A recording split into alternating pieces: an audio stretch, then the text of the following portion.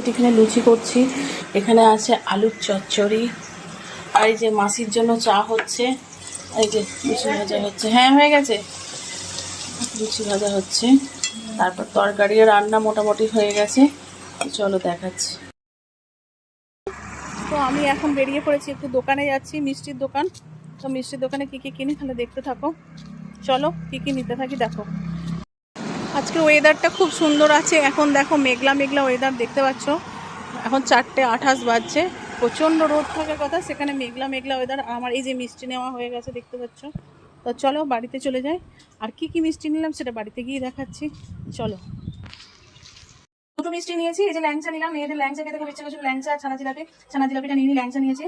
আর এখানে এটা কি মিষ্টি গুলো ভুলে গেছি, যাই হোক আমার মনে নেই। যদি তোমরা কেউ জেনে থাকো আমাকে জানাবে এটা কি মিষ্টি। এটা ভীষণ টেস্টি হয়। আমি ছানার পায়েস বা ক্ষীর টাইপের কিছু নিতে পারিনি, তারপরে এটা পেয়েছি। তো চলো এই মিষ্টি নিয়ে এসেছি।